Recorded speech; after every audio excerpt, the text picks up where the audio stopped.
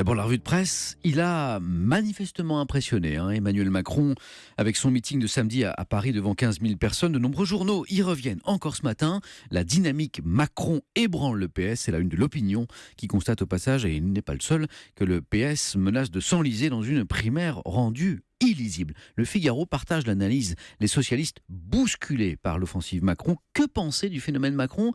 Il faut se méfier des impressions et des promesses de révolution, écrit ce matin un certain Yves Tréhard.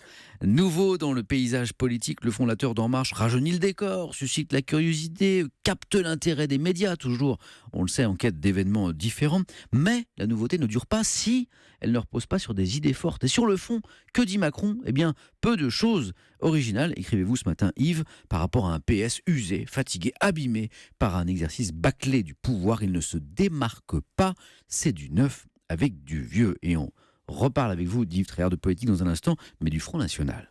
Dans les pages écho du Figaro, cette intéressante étude de la CFDT sur les Français au travail. Alors, encourageant, 82% des personnes interrogées aiment leur job, ça c'est bien. Problème, 64% ne sont pas satisfaits de leur salaire.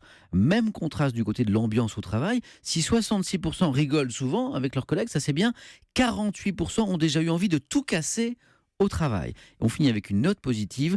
13% des sondés ont rencontré leur actuel conjoint au travail. On vient au bureau et hop, on rencontre l'amour. Avec ça, des c'est chaussettes. bien.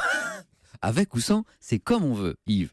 Des nouvelles de Nicolas Sarkozy, enfin. La vie d'après, titre Le Parisien aujourd'hui en France, après le nouveau retrait de la vie politique, j'ai bien dit nouveau retrait de la vie politique de l'ancien président, après son échec, vous le savez, au premier tour de la primaire. Photo à l'appui de Nicolas Sarkozy en vacances dans la paradisiaque île de Phuket en Thaïlande, en mode bad boy, puisqu'il roule en scooter sans casque avec la petite Julia, 5 ans, sur l'avant de la selle. Je vous avais posté la photo sur Twitter.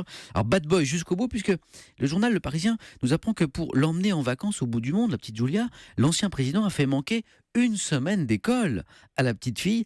Commentaire de la maman, Carla, pleine d'une autodérision toute spirituelle qu'on vient de saluer, je trouve, ce matin. Car elle déclare, avec la maman qu'elle a, de toute façon, elle ne fera pas l'ENA. C'est mignon. Oh, oui. C'est mignon. Et c'est très modeste de sa part. Très modeste.